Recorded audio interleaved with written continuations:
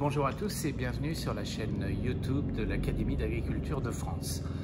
Nous organisons aujourd'hui à la FNCA, notre partenaire, un colloque sur le changement climatique et la façon dont les exploitations agricoles s'y adaptent. Le changement climatique, on en parlait comme d'un problème théorique il y a 20 ans et on est maintenant confronté à sa réalité et les premiers à en souffrir, ce sont les agriculteurs, qu'ils soient producteurs de fruits, de vignes, de grandes cultures, d'élevage aussi. Ils sont victimes de tel ou tel aspect du changement climatique. Évidemment, on parle beaucoup des sécheresses prolongées, on parle des écarts de température extrêmes qui peuvent nuire aux animaux, qui nuisent aux cultures et qui peuvent nuire au fourrage. Mais on a aussi des épisodes de gel. Pourquoi de gel? Parce que les plantes pérennes débourrent plus tôt. Et comme elles débourrent plus tôt, elles sont sensibles aux gelées qui se produisent au moment des seins de glace, par exemple. Donc on a des effets variés, mais qui sont déjà présents sur toutes les exploitations. Et pour faire face à ces changements, l'agriculteur n'est pas totalement démuni. Il a l'occasion, l'opportunité d'essayer de nouvelles cultures qui deviennent possibles.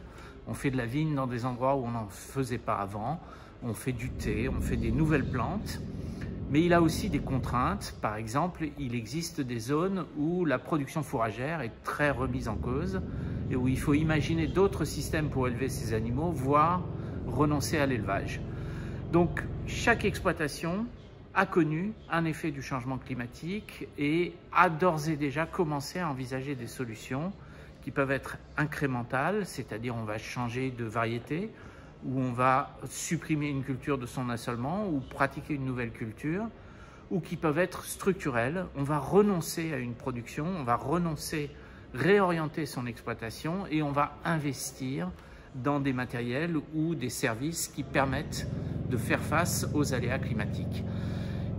Ce qui apparaît central dans cette histoire, c'est que on survit au changement climatique en modifiant, en investissant, et donc ça entraîne un problème de compétitivité. La compétitivité de nos exploitations, c'est ce qui nous permettra, ou pas, de voir survivre ces exploitations à l'issue du processus de changement climatique. Et cette compétitivité, elle nous interroge, et nous aurons donc au cours du colloque une présentation par un chercheur de l'INRA qui va, Vincent Chatelier, nous expliquer à quel point nos exploitations agricoles sont vulnérables aux variations de produits induites par le changement climatique. Et puis nous aurons aussi bien sûr un panorama de tous les effets du changement climatique, la réalité de ces effets sur les différentes productions. Ça, c'est Thierry Caquet, donc, qui est également chercheur à l'INRA. Et ces témoignages un peu académiques, un peu théoriques, vont être complétés par des témoignages d'agriculteurs, les uns spécialisés dans l'élevage avec les maîtres laitiers du Cotentin, les autres spécialisés dans les productions végétales et notamment la pomme de terre, l'agriculture de conservation des sols. Et ces témoignages vont nous permettre de voir comment les exploitants ont déjà modifié, sont déjà en train de modifier leurs exploitations.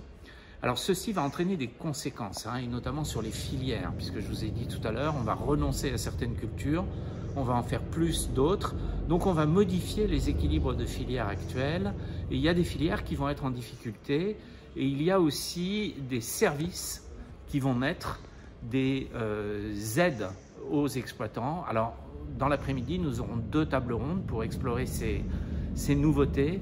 Donc d'une part, une table ronde sur l'adaptation au stress hydrique.